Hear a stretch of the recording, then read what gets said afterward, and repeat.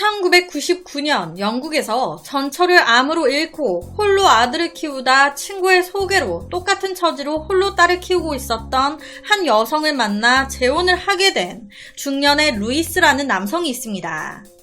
그렇게 재혼을 하고 4인 가족은 4년 동안은 행복했습니다. 그런데 4년이 조금 지났을 때 갑자기 증발하듯 아내가 사라졌습니다. 그냥 그렇게 실종.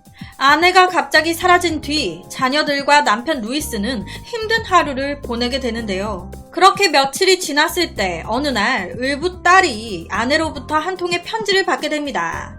편지의 내용은 딸, 엄마는 지금 새로운 남자를 만나 새로운 사랑을 하면서 잘 지내고 있어.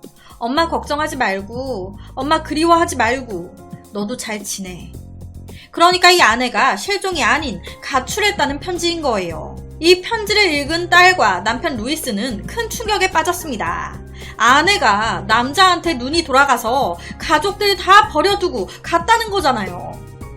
이 딸이 이제 엄마의 친자식이죠.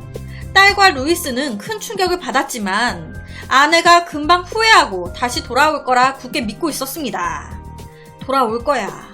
그런데 이 아내가 거주지를 법적으로 퇴거 신청을 안 해놓은 건지 사용하는 카드의 주소지를 변경 안 해놓은 건지 이 가족들이 있는 집으로 아내가 구입한 코트, 핸드백 등등 카드 명세서가 엄청 날라오는 거예요. 와, 이 여자 우릴 버리고도 잘 살고 있구나. 아, 이 여자 또 핸드백을 샀네. 이대로 있다가는 아내가 영영 우리를 잊을 수도 있겠구나 라는 불안감이 들기 시작한 겁니다.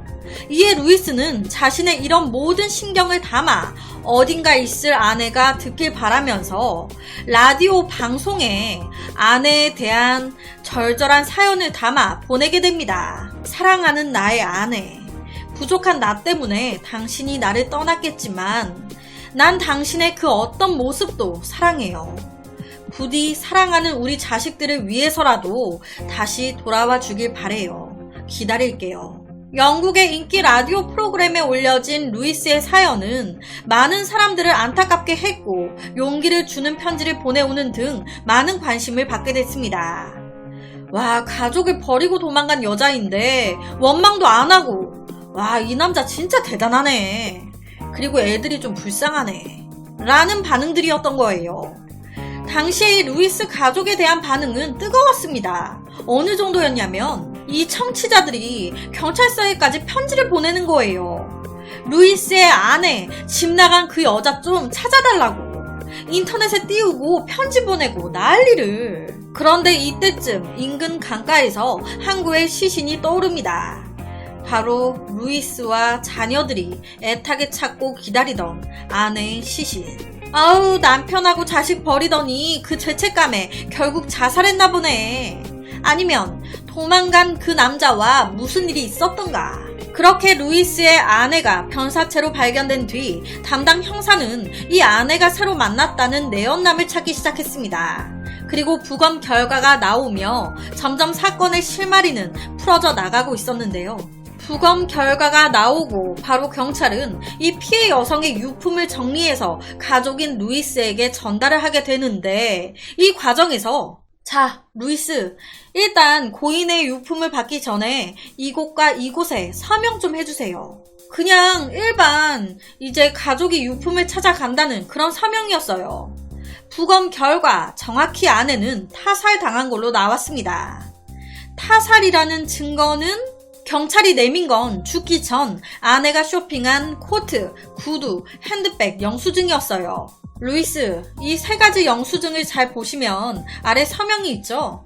이 서명이 한치의 오차도 없이 똑같이 적혀 있어요. 간단하게 생각하면 한 사람이 서명을 하는 거니까 당연히 서명이 다 똑같을 수밖에 없는 거 아닌가? 라는 생각이 들 수 있지만 한 사람이 한 서명은 이렇게 다 똑같을 수가 없습니다. 크기나 모양이 조금씩 다르기 마련이에요. 당신이 방금 한 사인만 봐도 두 개가 서로 조금씩 다르죠. 즉, 이 영수증에 있는 서명은 누군가 범죄를 위해 아내분의 서명을 똑같이 연습한 거라는 증거가 되는 거죠. 아내가 바람을 폈다는 정황이 나온 것도 없고 사망 추정 시간과 영수증의 시간이 다르고 이걸로 봤을 때 범인은 바로 당신입니다, 루이스.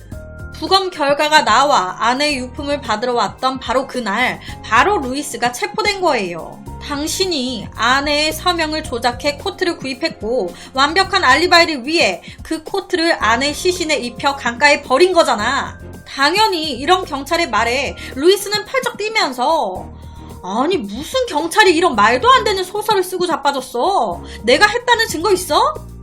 그런데 이때 제3의 인물이 나옵니다. 바로 사망한 아내의 친딸이에요. 이 딸이 나이가 그렇게 어리진 않았어요. 초등학교 저학년이었습니다. 어느 정도 알 건 다 알아. 아빠 그만 좀 하세요. 죽은 엄마가 입고 있었던 코트 얼마 전까지 집에 있었던 거잖아요. 아내의 서명을 남편 루이스의 서명이라고 말하는 형사와 뒤늦게 모든 걸 밝힌 을부 딸. 도대체 이게 무슨 상황인 걸까요? 이 딸이 하는 말로는 두 사람이 재혼을 하고 매일같이 싸웠다는 거예요. 애초부터 피 하나 섞이지 않은 사람들끼리 산다는 게 처음부터 무리였어. 아이 문제와 성격 차이로 아내와 자주 다투어 왔고 그러던 중 루이스는 순간적인 실수로 아내를 죽이게 된 거예요. 그 후에 루이스는 자신의 범행을 감추기 위해 아내의 글씨체와 서명을 연습했고 아내인 척 을부 딸에게 거짓 편지까지 보냈던 겁니다. 엄마 다른 남자 생겨서 잘 살고 있어. 루이스가 조작했던 거죠. 이것뿐만이 아닌 루이스는 완벽한 알리바이를 위해 아내의 카드를 이용해서 아내가 살아서 카드를 쓰고 다니는 것처럼 위장을 했습니다. 그리고 이때 을부 딸이 아빠 방에서 여자의 코트, 가방 이런 걸 발견한 거예요.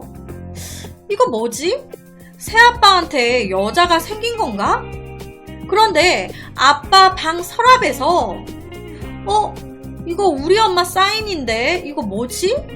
루이스가 서명을 연습한 흔적까지 발견한 겁니다. 뭔가 이상함을 느낀 이 딸은 일부러 아빠, 저 엄마가 너무 보고 싶어요. 엄마가 우릴 잊지 않도록 라디오에 사연을 보내보면 안 돼요?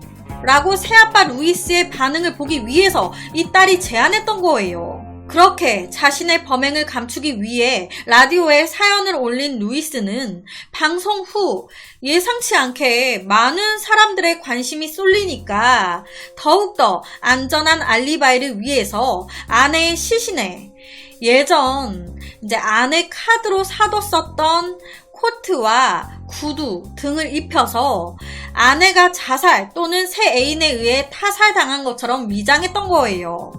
그 후 시신이 물 위로 떠올랐고 경찰이 현장에 도착했을 때 이때 이 을부 딸이 경찰한테 새 아빠의 의심스러웠던 모든 행동들을 조심스럽게 가서 털어놨던 겁니다. 새아빠 서랍에 엄마 사인이 엄청 적혀 있었어요. 이 말을 듣고 경찰이 아내가 실종된 후에 샀다는 가방이나 여러 가지 영수증을 유심히 보게 됐던 거예요. 그리고 눈치를 채게 됐던 겁니다. 라디오를 통해 많은 사람들의 관심이 쏠리게 됐고 이 때문에 오버에서 완전 범죄를 꿈꾸다가 오히려 꼬리가 밟힌 거죠. 아니 솔직히 라디오 때문이 아니더라도 옆에 똑똑한 딸이 있었기 때문에 완전 범죄는 어차피 못 되지 않았을까. 이 딸이 옆에서 다 지켜보고 있었을 거니까. 이 사건은 실제 있었던 사건이고요. 옆에가 실제 기사입니다. 필적으로 밝혀낸 살인사건이라고. 그래서 오늘은 아내를 찾고 있다고 사연을 보낸 남편이 아내를 죽인 범인이었던 위조된 사인 때문에 범죄가 들통난 한 살인마에 대한 이야기를 가지고 왔습니다.